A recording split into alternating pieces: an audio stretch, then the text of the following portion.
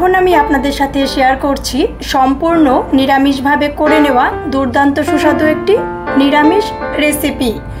আর এই নিরামিষ তরকারিটা ঠিক একই রকমভাবে করে নেওয়ার জন্যে কোনো প্রকার স্কিপ না করে সম্পূর্ণ ভিডিওটি আমার সাথে থেকেই দেখে নিন।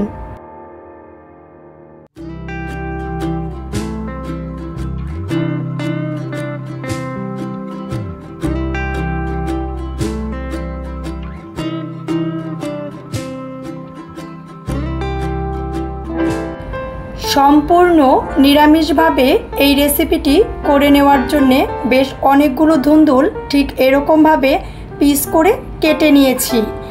একই রকমভাবে পিস করে কেটে নিয়েছি বেগুন, সাথে পিস করে নিয়েছি পটল, বেশ অনেকগুলো নিয়ে নিয়েছি ঢেঁড়স। কচি টাইপের ঢেঁড়সগুলো আমি আস্তই নিয়ে নিয়েছি। এই রেসিপিটা আরও সুস্বাদু করে তোলার জন্যে এর সাথে নিয়ে নিয়েছি অল্প কিছুটা মুগের ডাল।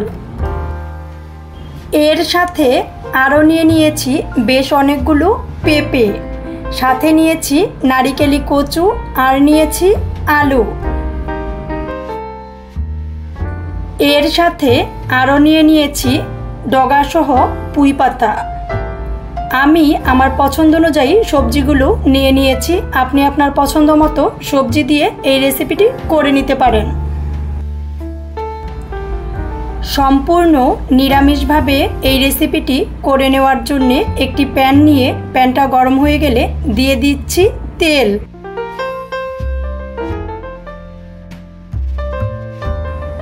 তেলটা গরম হয়ে গেলে দিয়ে দিচ্ছি একটি শুকনা মরিচ। শুকনা মরিচটা কিছু টাইম ভেজে নিচ্ছি।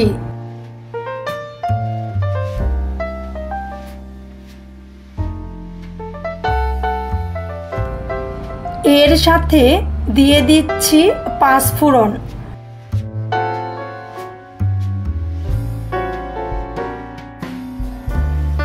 পাঁচফোড়ন দিয়ে দেওয়ার পর দিয়ে দিচ্ছি থেতু করে নেওয়া আদা।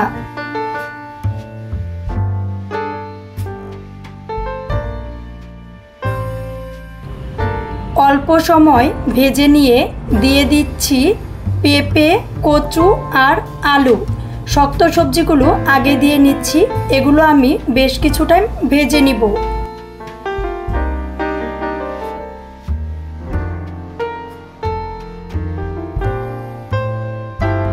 টেস্ট অনুযায়ী দিয়ে দিচ্ছি লবণ।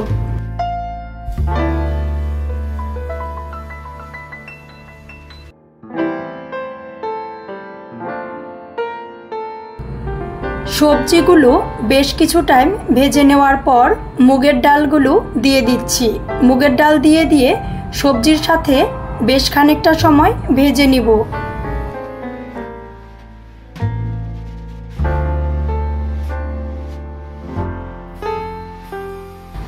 বেশ কিছুটা সময় ভেজে নেওয়ার পর এর সাথে বাড়তি যে সবজিগুলো ছিল ধুন্দুল, বেগুন, পটল আর ঢেঁড়সগুলো সাথে দিয়ে দিচ্ছি। দিয়ে এখনও আমি আরও কিছু টাইম ভেজে নিব।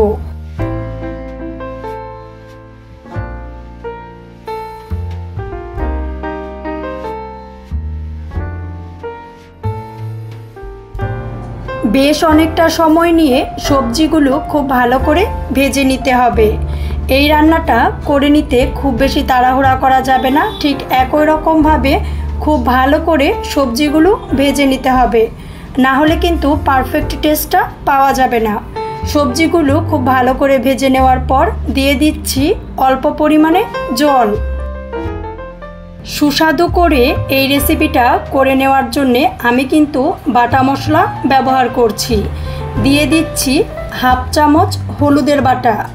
বাটা মশলা দিয়ে করে নিলে ওই রেসিপিগুলো কিন্তু খেতে খুবই বেশি টেস্টি হয়। এর জন্যে বাটা মশলা দিয়েই রেসিপিটা আমি কমপ্লিট করে নিচ্ছি। এর সাথে আরও দিয়ে দিচ্ছি কাঁচামরিচ আর আদা বাটা। মশলার বাটিটা ধুয়ে দিয়ে দিচ্ছি অল্প পরিমাণে জল।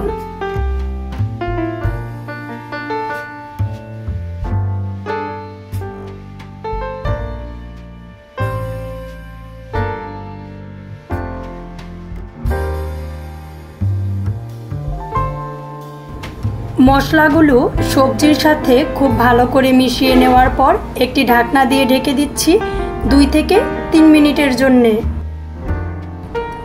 ঢাকনাটা তুলে নিয়ে নেড়ে দিচ্ছি, না হলে কিন্তু কড়াইতে লেগে যেতে পারে।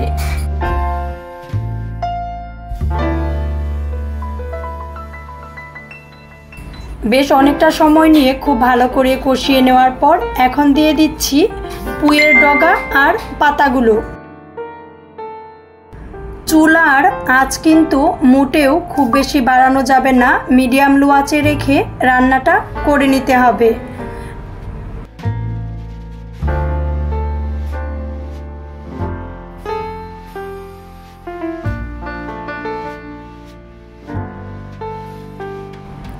বেশ অনেকটা সময় নিয়ে সবজিগুলো খুব ভালো করে কষিয়ে নিচ্ছি।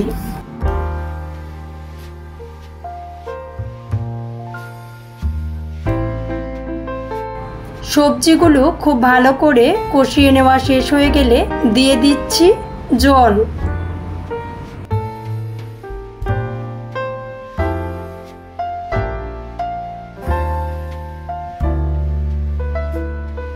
জল দিয়ে দেওয়ার পর চুলার আঁচটা বাড়িয়ে নিয়ে রান্না করে নিচ্ছি 4 থেকে 5 মিনিটের মতন। 4 থেকে 5 মিনিট রান্না করে নিয়ে সবজির স্বাদটা খুব বেশি ভালো পাওয়ার জন্যে দিয়ে দিচ্ছি অল্প পরিমাণে চিনি। এর সাথে আরও দিয়ে দিচ্ছি 1.5 চামচ ঘি। ঘি কিন্তু অবশ্যই দিতে হবে, না হলে কিন্তু সবজির পারফেক্ট টেস্টটা পাওয়া যাবে না। এর জন্যে 1.5 চামচ মতন ঘি দিয়ে নিয়েছি। ঘি দিয়ে দেওয়ার পর 1.5 থেকে 2 মিনিট খুব ভালো করে রান্না করে নিয়ে চুলাটা আমরা বন্ধ করে নিব।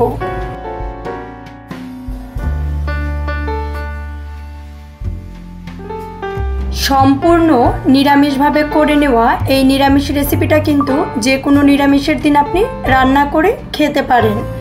গরম ভাতের সাথে এই সবজিটা খেতে খুব বেশি সুস্বাদু হয়, রুটি দিয়েও এই সবজিটা আপনি খেতে পারবেন। ঠিক একই রকমভাবে এই সবজিটা রান্না করে খেয়ে দেখবেন। ভিন্ন ভিন্ন ধরনের সুস্বাদু নিরামিষ রেসিপি, একাদশীর রেসিপি, জন্মাষ্টমী, রাধা অষ্টমী থেকে শুরু করে অন্নকূটের বিভিন্ন রকম প্রসাদের রেসিপিগুলো পাওয়ার জন্যে অবশ্যই আমাদের চ্যানেলটি সাবস্ক্রাইব করে আমাদের চ্যানেলের সাথেই থাকবেন।